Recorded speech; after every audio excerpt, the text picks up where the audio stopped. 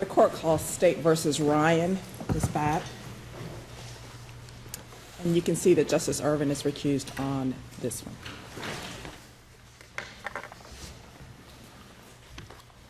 Good morning, Your Honors, and may it please the Court. I am Mary Carla Babb with the North Carolina Department of Justice here on behalf of the state. Madam Chief Justice, I'd like to reserve 5 minutes of my time for rebuttal. Your Honors, in this case, the Superior Court erred in granting defendant a new trial based upon 3 of the ineffective assistance of counsel claims he raised in his motion for appropriate relief. In doing so, the Superior Court ignored the state's evidence against defendant, mischaracterized the DNA evidence the state presented, and misapplied Strickland v. Washington. And for these reasons, the state would ask that you reverse the Superior Court's order. I'd like to focus my argument on the DNA evidence ineffectiveness claim and the potential defense witness ineffectiveness claim, under neither of which defendant established incompetent performance or prejudice, contrary to what the Superior Court found. Concerning the DNA evidence ineffective assistance claim, there were many material errors noted by the state in its brief, one of which was that the court here ignored the state's presentation of overwhelming and strong evidence of defendant's guilt. This is important to the entire Strickland analysis of the DNA evidence claim, but it's particularly pertinent when determining why the Superior Court's analysis of the Strickland prejudice prong was erroneous. The state presented evidence which included testimony of defendant's accomplice, an eyewitness to the murder, Wes Adair, that defendant threatened the victim, David Farrar, with a bat and shot David several times. There was a testimony from Tanya Walker, who testified that defendant confessed to her after the murder. Defendant's confession to Tanya bore some similarities to what Adair testified to and what Adair himself told Tanya, including that defendant turned the gun on Adair and made him shoot the victim too, or asked him to shoot the victim. Both Adair and Tanya testified about defendant and Adair making plans to rob and blackmail David. Adair claimed he was scared of defendant, and his fear is evident in the video of his March 24th interview with the police. Adair testified he and defendant decided on the same alibi, and that was they were moving a couch, and in their first interviews with the police officers, they said we were moving a couch. This is not the alibi defendant would later settle upon. Stamps taken from David Adair's residence were found inside defendant's shirt in a street in Mount Holly, near where David lived. There were packing peanuts in David's carport and some in his driveway. Among the items found in the red Jeep, Adair said they drove to David's house before defendant killed him, were found packing peanuts, gloves, and a bat. There were no packing peanuts in that blue van. Tanya testified she saw Adair and defendant washing that red Jeep in the driveway after the murder and arguing. Adair and defendant hid some of the items at a construction site, and there was mud and dirt on the Jeep. Defendant was, contrary to what he claims, a part of this group. He had been living there with his brother, Chuck, on and off for approximately 3 months. He had some type of relationship with Tanya. He chose her, not Wendy Ash, to be the guardian for Christina Ryan. In jail phone calls, he called her pretty girl, said she was his world. He would never stop feeling that way about her. To the extent that defendant was not a part of this group, he was the prime suspect, as David was lavishing gifts on Tanya and Nicole and giving them money. It's nonsense to think that they would have killed him under this situation. There was the evidence of the lengths defendant went through to avoid arrest. He took the police on a wild goose chase, making them think he was moving between Pepper Tree and Tanya's house when in fact he was hiding out in the woods as the police and their canines were searching for him. When his truck broke down, he went to Chuck's neighbor, Mrs. Coley, in a panic and said, "I got to get out of here." And she gave him the keys to her truck. And finally, there were those damning phone calls, those damning jail calls. Knowing that he was being recorded, defendant attempted to distance himself from evidence he thought the police had about him wearing the shirt on the day that David was killed, believing incorrectly that the police had a video of him from the school wearing the shirt. Defendant said on the phone calls That shirt was in the van because he wore it to the school, but then he threw it back into the van. But then on another phone call, he said, I was wearing the Hawaiian shirt that day. At first, defendant notes that he and Adair were not talking, and later he's worried and expresses several times worry about Adair talking. And talking doesn't just mean talking to police here. He and Adair were already talking to police. He means telling the police that he and Adair went to David's and he killed David. He was concerned about Frank Parker telling police that he had heard them. As Tanya also testified, planning the murder sometime prior to the murder. And again, that comports with Tanya's testimony. There's several comments being worried about Adair. He asked Chuck, his brother, whether Adair is all right, and in response, Chuck says the police are keeping the red Jeep longer based upon something Adair said, and defendant notes to Chuck at one point, knowing that Adair is talking will stress me out all night long. He couldn't believe Adair was talking. Given this evidence, and contrary to what the Superior Court concluded, there was not a reasonable probability of a different result under the Strickland prejudice analysis, even if a DNA expert had been called at trial to testify on behalf of the defendant, or one had assisted in the cross-examination of Agent Hannon. Again, the state simply did not need this evidence to convict defendant. The fact that the Superior Court thought that was true is contrary to what Chief Justice Roberts told us in DA's office v. Osborne, that DNA evidence is not categorically outside the normal criminal justice process. Well, considering the fact that DNA evidence has its intricacies and its complexities, and there were DNA experts available for the defendant that were not called at trial, why would the Strickland standard not have been complied with in assessing ineffective assistance of counsel if you've got these experts, colloquially speaking, they're on the sidelines waiting to get called into the game but aren't called? That is Strickland, of course, applies. I was talking about the prejudice standard, Your Honor, but with regards to the competence standard of Strickland, Mr. Beam and his co-counsel had no duty to go beyond what Dr. Ostrowski told them, and that Agent Hannah's results were proper. They were correct. They could rely upon that and not call an expert at that second trial. It's very well established in the Strickland jurisprudence that defense attorneys can rely upon what their experts tell them. And here Mr. Beam testified he relied upon what Dr. Ostrowski told him about Agent Hannon's results. But with such a high bar being set for the Strickland standard, isn't that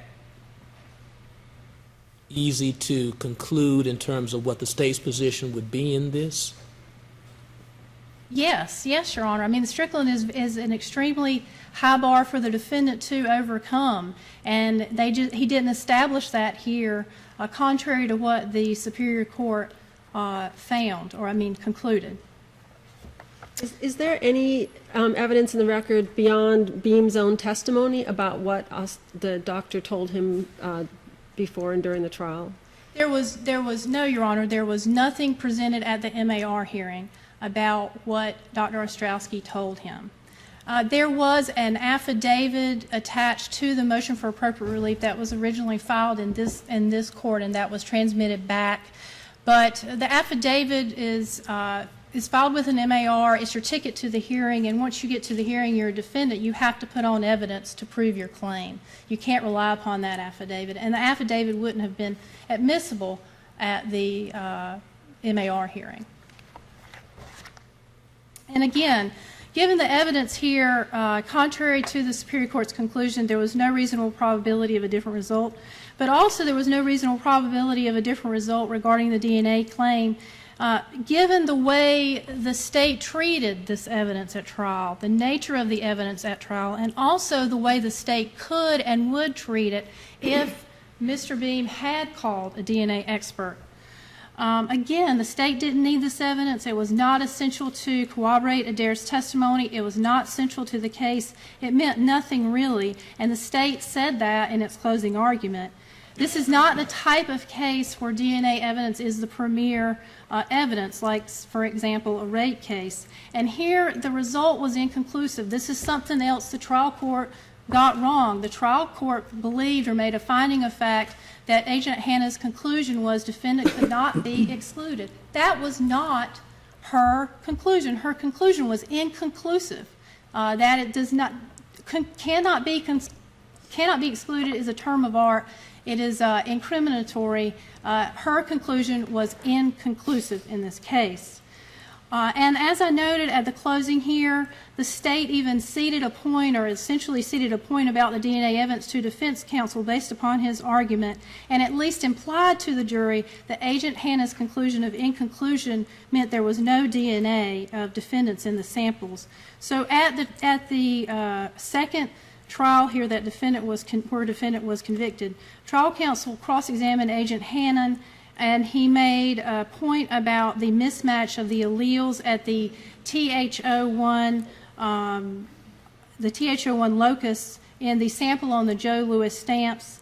And then at the end, in his closing argument, he again notes that mismatch at that allele, and he talks about the DNA evidence as being not much help to the state. It means nothing. There's nothing from defendant specifically on the bat. There's no forensics that leads defendant to the crime. The state was not able to match defendant here despite its resources and the many years that have passed. Then the state comes back in its closing argument and basically cedes this point to trial counsel. It says, and it's referring to the Joe Louis stamps, perhaps there are markers more consistent with defendant, but of course Mr. Beam astutely points out that other things can be excluded. That's true, okay? So this is inconclusive. Now, why is there no DNA on anything? And that's on page 4351 of the transcript of the second trial. So again, DNA evidence was not central or essential. And I note that this is not only important in the prejudice analysis, but also in the competence analysis. That many of the cases cited by defendant, both in defendant's brief and in that memorandum of additional authorities that was filed last week, the forensic evidence was the premier evidence provided by the state, and ineffective assistance of counsel was found, incompetent counsel was found where counsel did not seek an expert or present an expert.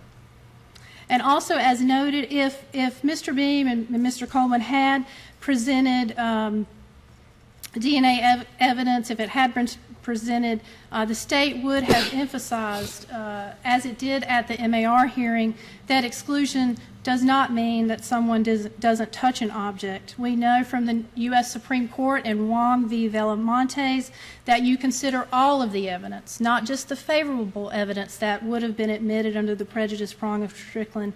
You consider what prejudicial evidence would have come in, and most certainly the state would have emphasized that and asked Agent Hannah about the fact that exclusion does not mean you didn't touch the object.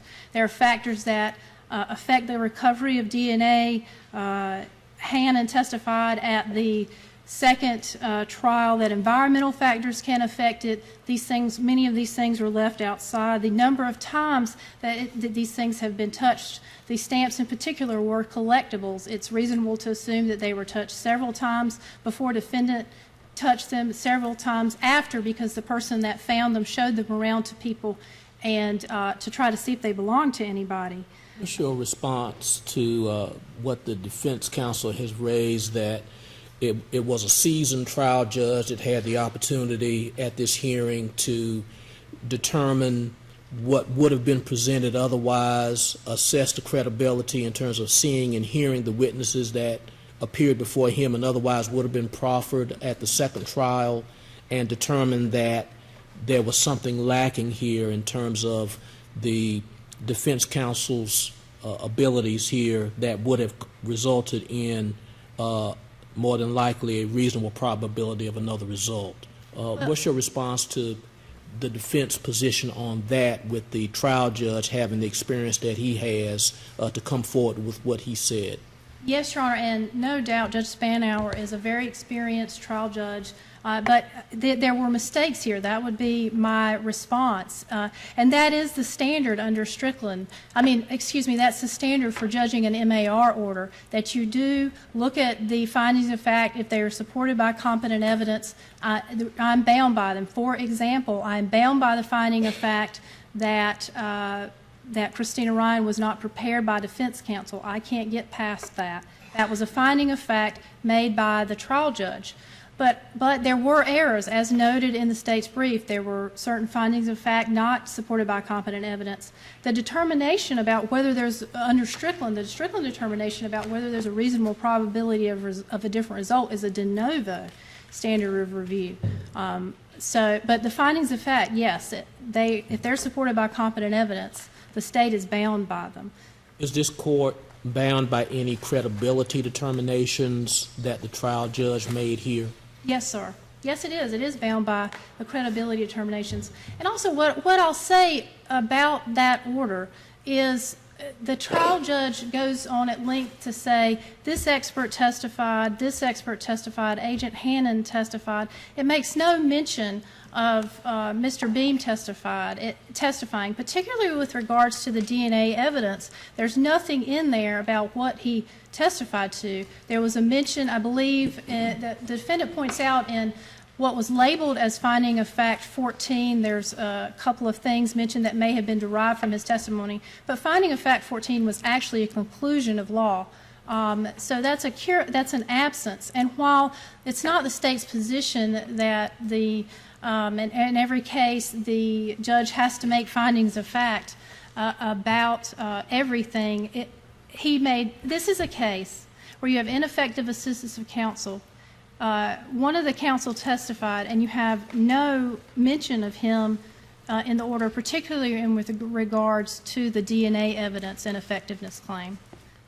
And so that's why that is error. He didn't in any way talk about him, what he testified to, anything like that here. Why is his testimony important to have been included in the order? Because his testimony is important because it shows the decisions that he made and the reason behind these decisions that he made. This is an ineffective assistance of counsel adjudication, and his testimony isn't even mentioned anywhere in the order. Ms. Babb, was alibi the primary defense offered by defendant at trial? Yes, sir, Your Honor. And Christina and Wendy Ash were the two primary alibi witnesses that he could have called, correct? They were, so Christina, yes, Christina was called at the first trial. That is correct. But in terms of his defense, weren't those the two primary witnesses out there? Yes, Your Honor. But counsel made a decision not to call those, a strategic decision not to call those two witnesses at the second trial. Well, as I read the record, the prosecutor highlighted the lack of alibi witnesses during closing argument, correct? That's correct. You can make, as a trial counsel, you can make a strategic decision that is supported, like this one was here, and then it turned out to not work out at trial. So just because the state highlighted that Christina didn't testify, doesn't make that a incompetent performance on the part of trial counsel. But couldn't it, in theory, become incompetent under Strickland if alibi is the defense and no evidence is offered to support that? There was some evidence offered to support that, Your Honor. There was a school employee, right? There was a school employee that was called, Linda Jackson was called. She had no ties to defendant.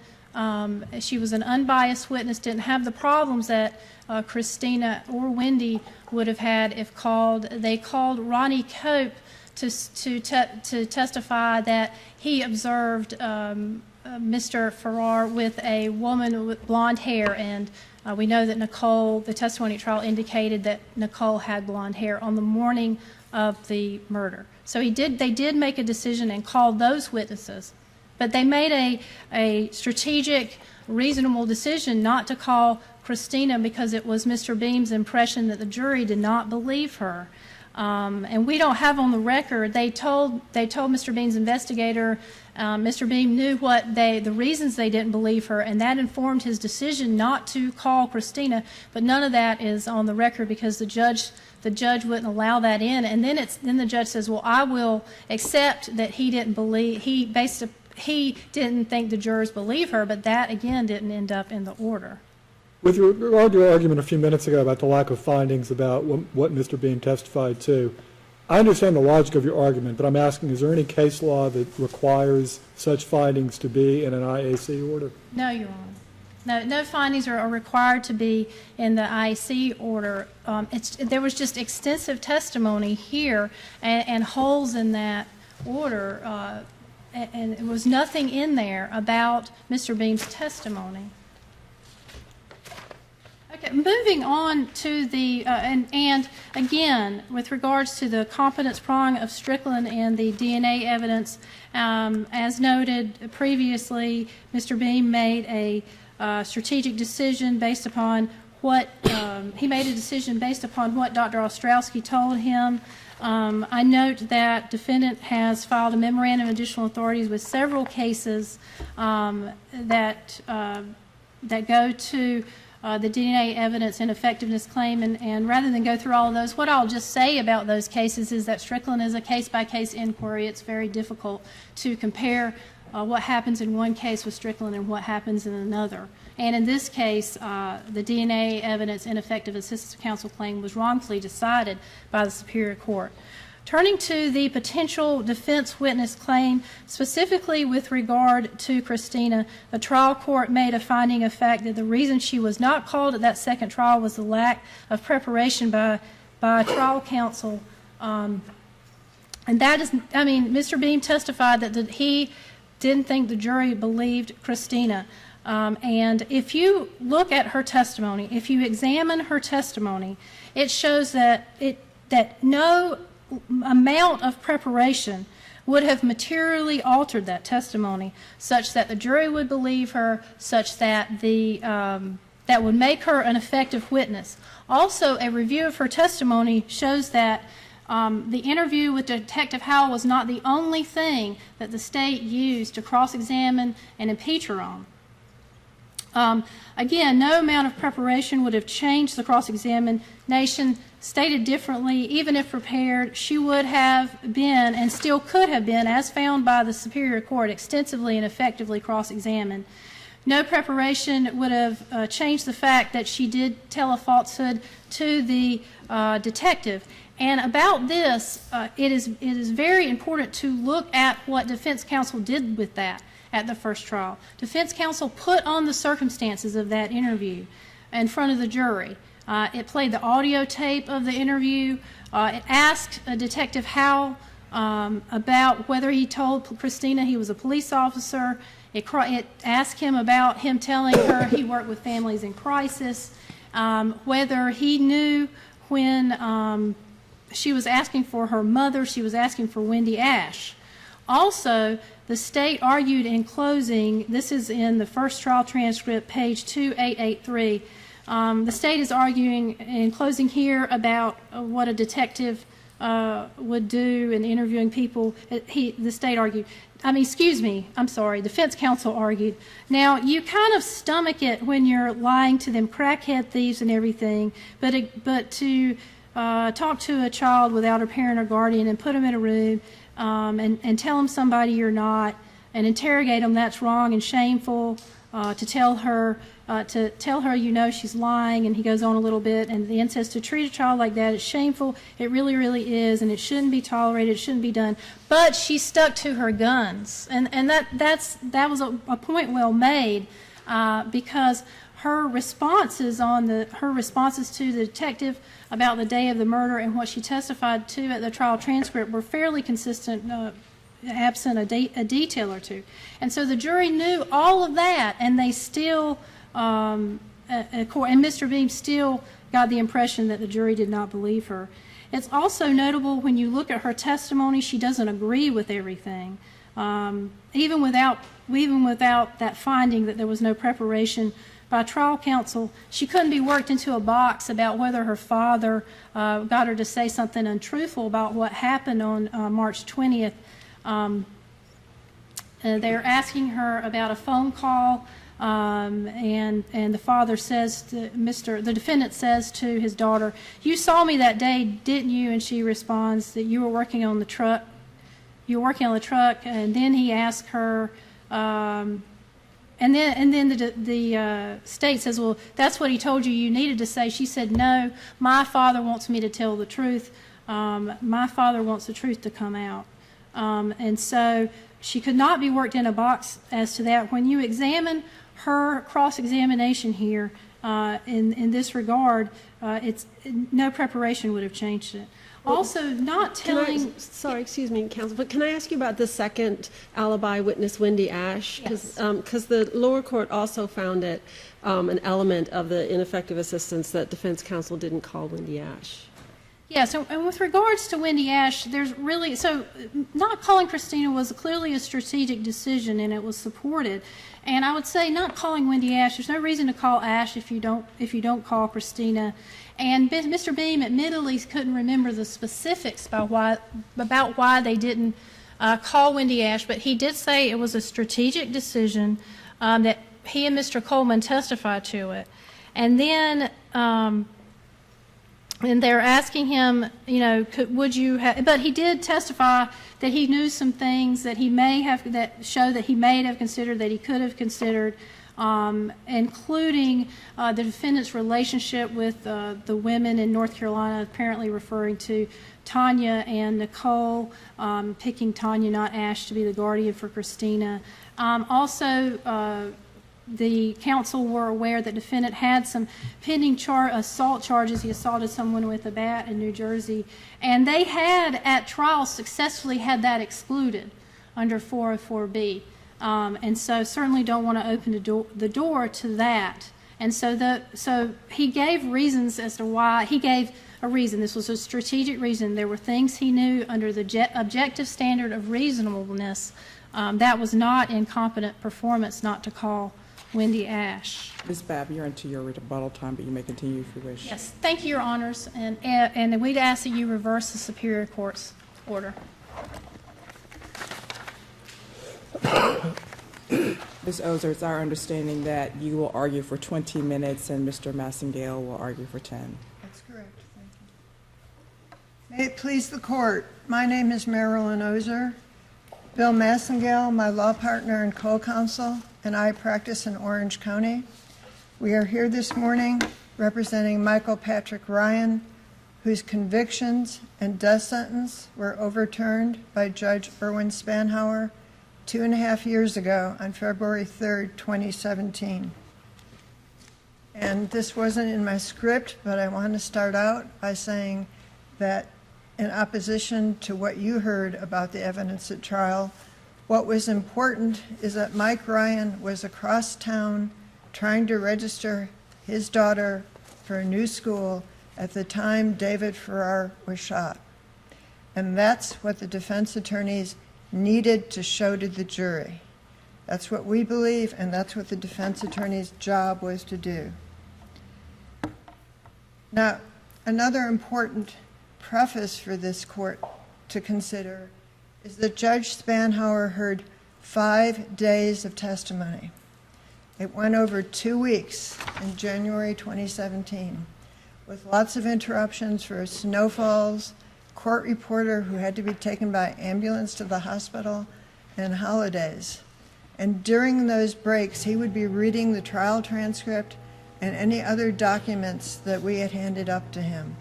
And he'd come back from when court resumed, and he would say, I've just read that. I understand what you're talking about. I just read Tanya Walker's testimony. And Judge Spanhauer, whom I'm sure you all know, practiced as an attorney for 27 years, including trying capital cases himself. He was on the bench for another 16 years. He's done many MAR hearings and capital trials.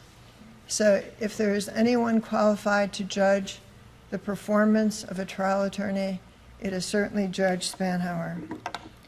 Going first to the DNA evidence, I'd like this court to consider the DNA evidence in 3 different packages or categories. The first one will be what training or experience the trial attorney brought with him to the trial for cross-examining the DNA expert. Secondly, what Judge Spanhauer saw. What would have happened if a capital defense attorney had properly prepared to cross-examine the SBI agent. And third category is what did happen instead because he wasn't prepared.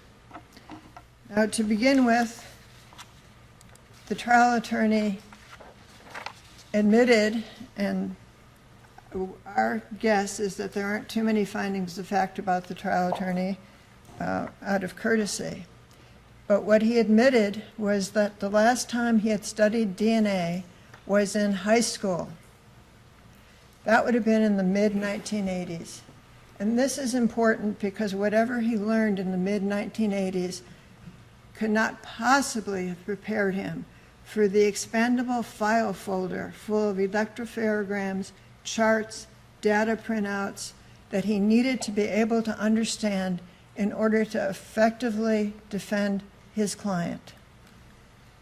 DNA science has changed radically since the 80s, so whatever he learned was not adequate. That's on page 695 of the hearing transcript. He also admitted that he had not attended any CLEs on DNA before this trial. So basically, he had no preparation.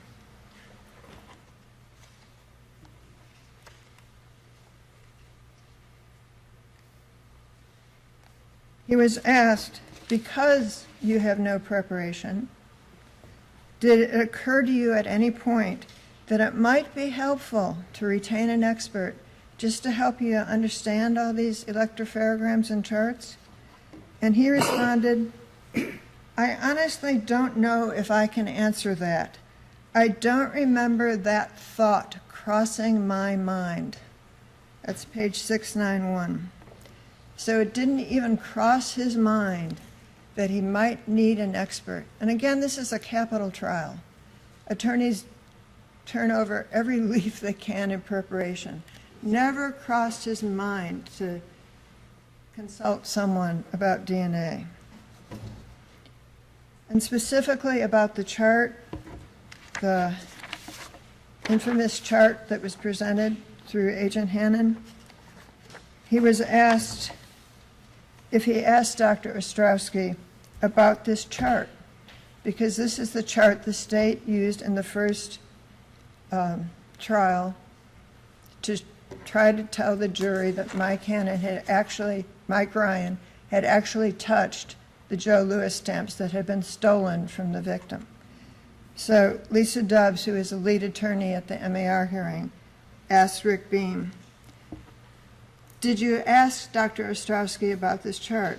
Rick Beam's answer, I don't know if Dr. Ostrowski said anything about that chart. I don't remember. Transcript page 694.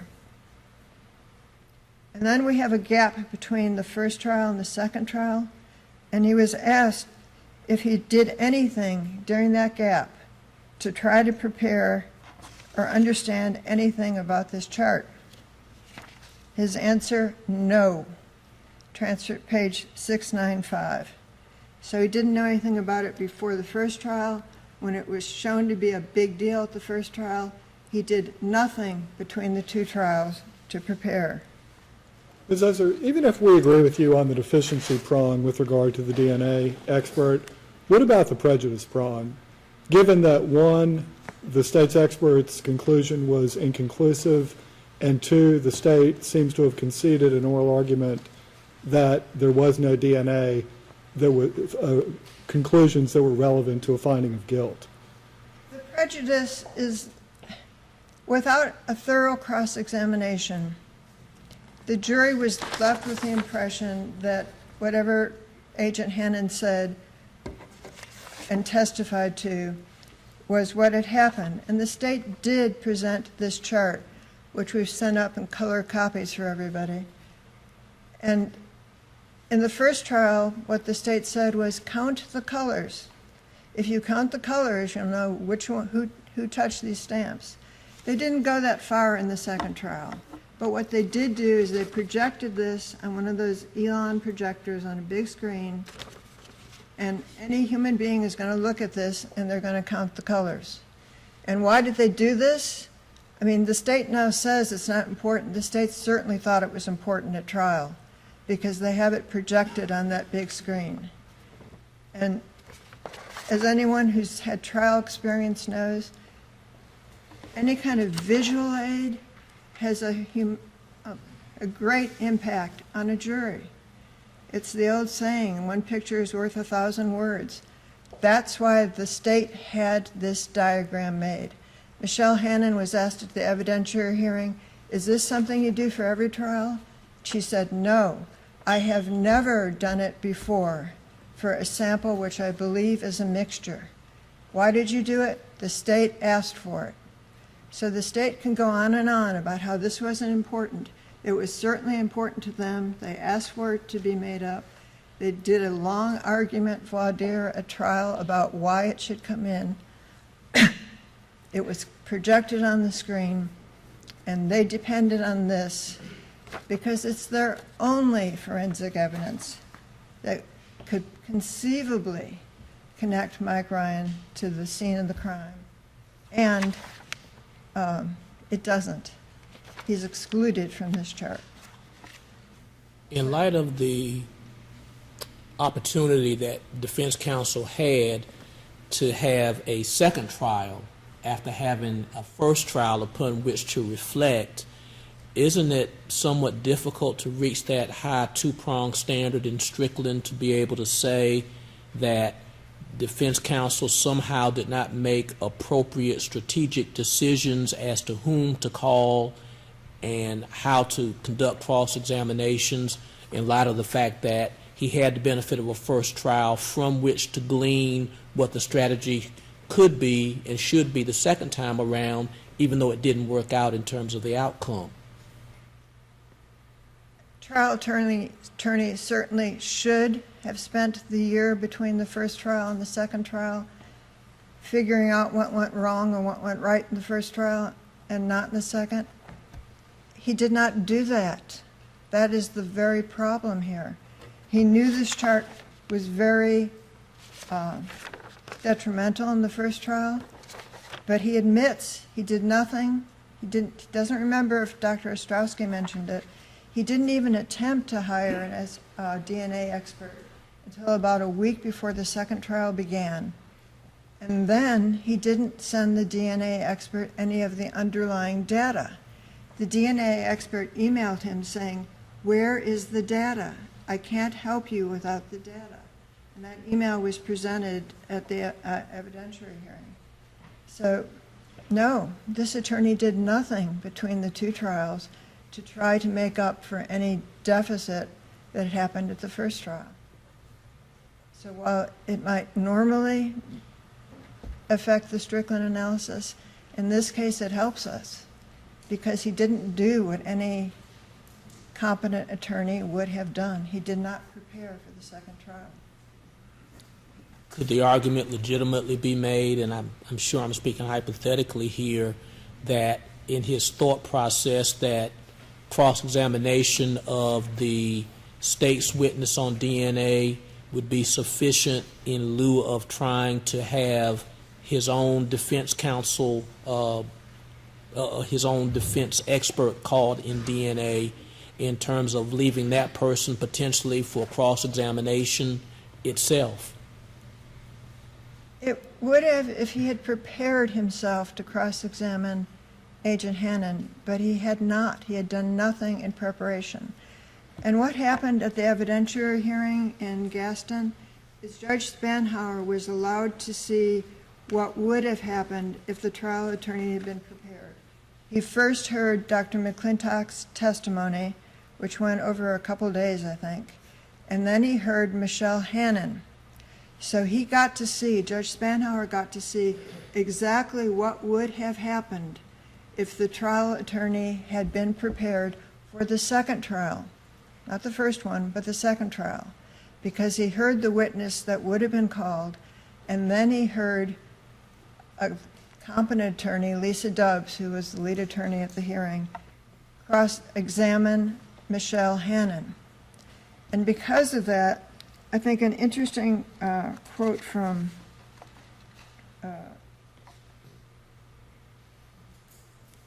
Judge Spanhauer is he's talking about the charts and the exhibits, and what he says is, well, I've been here now for 2 or 3 days listening to the DNA, and I now understand this chart. I understand what this chart means because I've heard Dr. McClintock and I've heard Michelle Hannon being competently cross-examined. So this now means something to me. But before that, and for an uneducated jury, this would have meant nothing except the colors. So Judge Spanhauer had exactly that opportunity to see if Rick Beam's cross-examination, which he would have read, compared with what Lisa Dobbs did in examining the same witness, the same questions, the same charts at the evidentiary hearing. That's why it's so important for the evidentiary hearings judges, the findings of fact, to be only overturned by an abuse of discretion, because he sat there and listened. He actually asked questions himself. Whenever there was a complicated chart, he would ask to be shown it, and he would follow along. So he was in position to answer your question. So let me ask you a question about findings. The state has argued that there should have been some findings about the attorney Beam's testimony, and that what, if anything, do you make of the absence of findings about his testimony? Well, you know, he doesn't say Rick Beam said, Rick Beam didn't say, but there's findings in there that say the data was not sent to Dr. McClintock, which is something that came from Rick Beam's testimony, because that's when we introduced the emails. And you have to read through it, but there are references to what Rick Beam's defense would have been, but he doesn't name him. And as I said, that might have been being polite. I don't know. But when Rick Beam testifies that he didn't know anything about DNA until after the trials, that could have been a finding of fact, but I think it was a choice not to make that a finding of fact. Do you think there's any significance to the fact that he didn't specifically make findings that reference Mr. Beam's testimony? Not unless it was a material matter, and it wasn't. And just to sort of go over what I was saying before, what Judge Spanhauer heard was a day's worth of examination of Michelle Hannon. Rick Beam's cross-examination at the second trial takes 2 pages. It's pages 3981 to page 3982. That's it. So the jury was never educated. And part of what you do when you're educating the jury with Michelle Hannon as your defense attorney is emphasizing over and over again that there was no DNA result that matched Mike Ryan with any of the stolen property. That's important.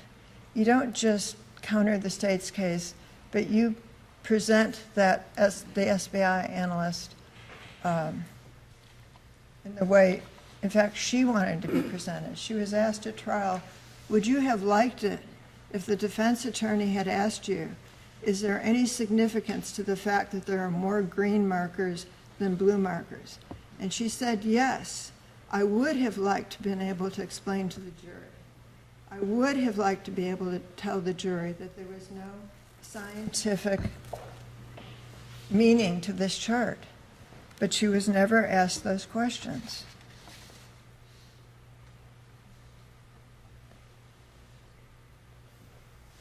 That's on pages 247 and 248, where she says she would have liked to have been asked the questions.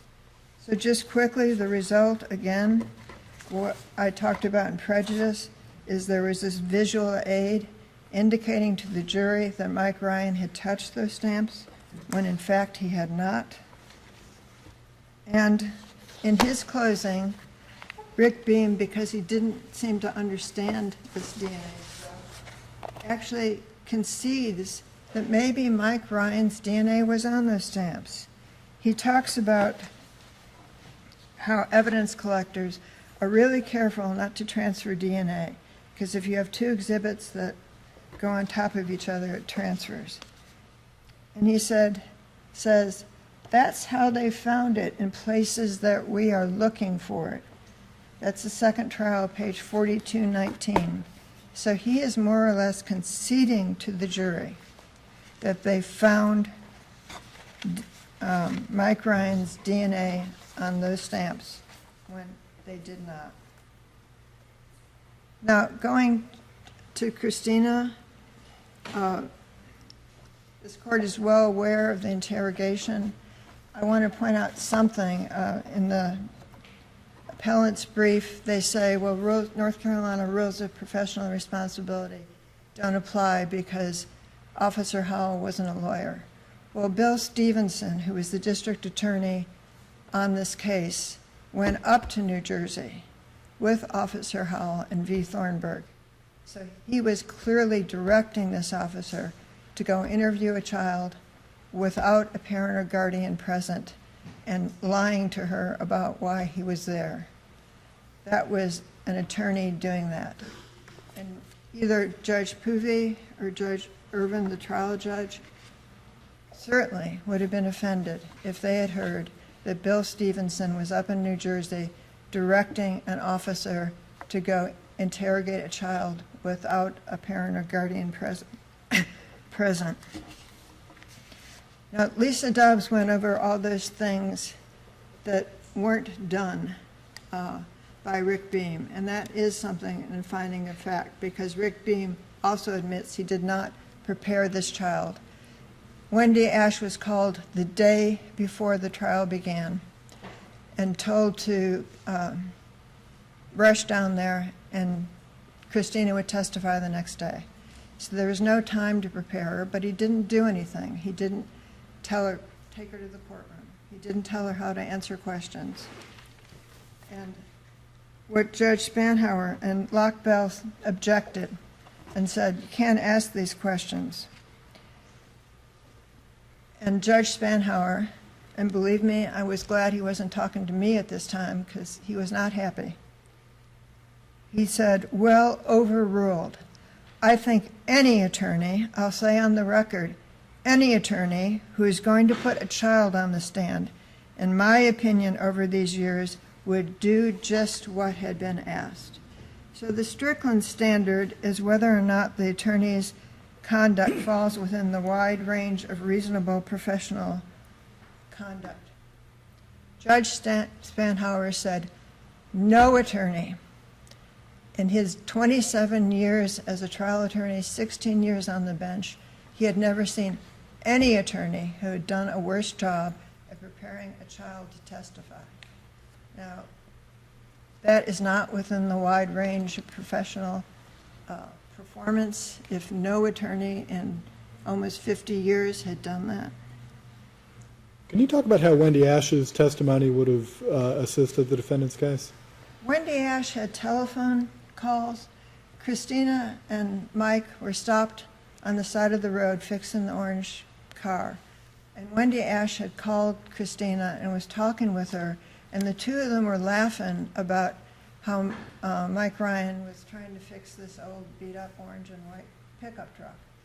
So she would have corroborated the child who had been impeached because she wasn't prepared. She had actual telephone records, which would have shown that they were talking to each other at the time the victim was being shot somewhere else. So he was asked, Rick Beam was asked, did you get those telephone records? No. Well, I don't remember. And the reason he didn't was because he didn't do what any capital attorney would do. He did not go and talk with his witnesses. I mean, Officer Howell and V. Thornburg went up to New Jersey, but Rick Beam and Calvin Coleman didn't. They weren't prepared. But you had documentary evidence, telephone records, that would have corroborated the child's testimony. But the records would have showed phone calls between Christina's phone and Wendy's phone, correct? They They would have, and if Not Wendy... defendant's phone. Not defendant's phone. They were family lines. And she doesn't say she was talking to Mike. She says she was talking to Christina. So she would have been a corroborating witness for Christina. That what Christina said about being stuck on the side of the road was what was actually happening.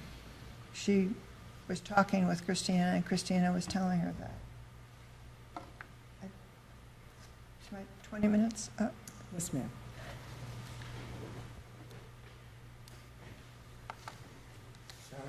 Please support. I'm Bill Massengale. I practice with Miss Ozer in Chapel Hill. And I'd like to just address a couple of things Ms. Babb mentioned about the strength of the state's case.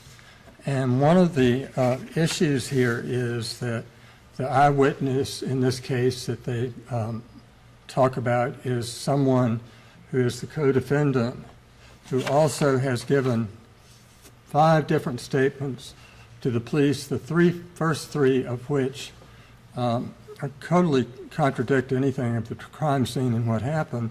The fourth he refuses to sign, but they tell him what they believe happened.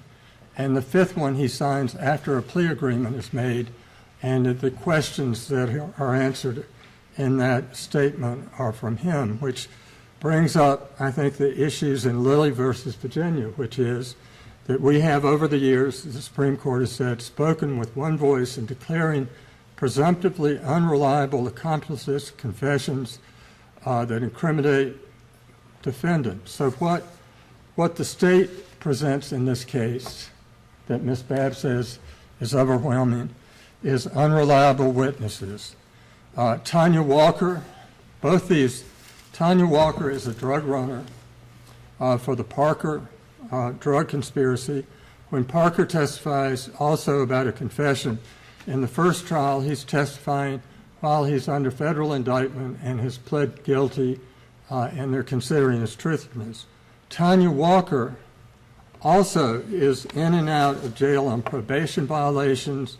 She's part of the group that works for Frank Parker, and she has exposure. And so if you consider the reliability of the confession witnesses, the alleged confession witnesses and the eyewitness, you've got to really wonder what the state's case is.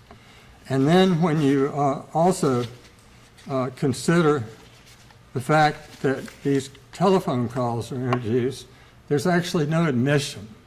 They're just things where someone who is a stranger and is in jail and charged with murder in a county, Gaston, that he's really not sure about, is making statements that aren't admissions. And I would ask you to look at one of the exhibits that's entered in the trial in the MAR, which is 15 and 16. One of the prejudice we have in this case is that Judge Spainhour finds that there were due process violations in the use of when V. Thornburg went to up with Howell and the assistant district attorney to New York. He went to see V. Thornburg. He worked for the DA's office, went to see Wendy Ash at the same time Howell was interviewing Christina. At that time, he tried to give her a CD of statements Mike Ryan had made on jail calls. Later, just so you know, Miss Coffey, who's one of the witnesses called by Mr. District Attorney Bell, says she'd listened to hundreds of hours of telephone calls of Mike Ryan. Well, if you listen to the CD that's 15 and 16 that were submitted to this court, you'll hear a very different Mike Ryan when he's talking about, I've got to get a lawyer, to his brother. I need a lawyer in this case. He would. Who's talking? He wants to know because he doesn't know these people. He doesn't trust them. But on the last call, he's very clear after they have a discussion of Wendy, of Tanya Walker's sexual proclivities, in which he says, I didn't kill him. His brother says, you're not a killer. He says, I didn't kill him. And on that same tape that was given to Wendy by v. Thornburg, he says, I want not Tanya to take care of my daughter. Debbie, my sister's coming down, and Wendy's going to take her back. So, in fact, what the state claims is an overpowering case is a case that relies on snitches, unreliable witnesses, and nothing else. Doesn't that cut both ways then in terms of the defense counsel's determination not to call certain witnesses as well as to rely on cross-examination of the state's witnesses in terms of looking at the prongs to be satisfied by Strickland? Yeah, well, let me just very quickly mention that. In his order, he says that these people will be extensively, maybe effectively cross-examined. What would have come out if Wendy Ash had testified, if Denise Arnold would have testified, was that Wendy Ash found that Thornburg was trying to say that she would be perjured, and if she had anything to do with Christina's testimony, she was aiding and abetting perjury. And with Denise Arnold, there's a finding of fact by Judge Spanhauer that when V. Thornburg goes to her house before the trial, that she is not simply, it's egregious, he says, and oppressive threats of perjury and accessory after the fact.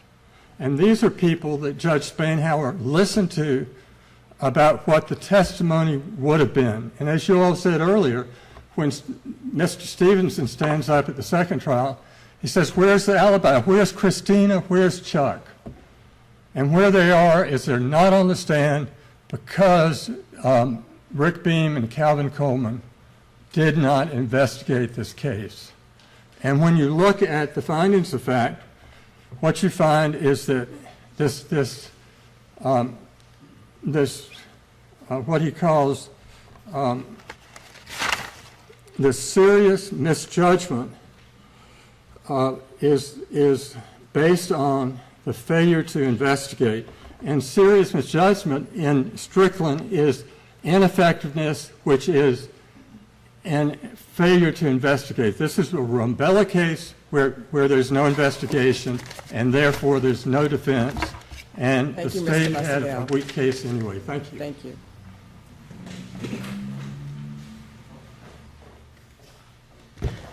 Just a couple of things, Your Honor. First off, the state is in no way disputing that Judge Spanhauer is an excellent judge. And don't dispute that at all, but and I'll do deference to those of you who have been Superior Court judges. Judges sometimes make mistakes. One of the most blatant mistakes that I have yet to hear defense explain is this could not be excluded. That was clearly not Agent Hanna's conclusion. And so Justice Spanhauer, that's a clear mistake that he made, and there were others also. Ms. Babb, what about the phone records? Excuse me, Your Honor. I'm What sorry. about the phone records? The phone records, now Judge Spanhauer's findings of fact about those estate didn't say that those were incorrect. It's that they do not corroborate that Christina Ryan and her father were on the side of the road at the time that David was killed or after. They corroborate that there was a lot of contact between Christina Ryan and Wendy Ash and Christina Ryan via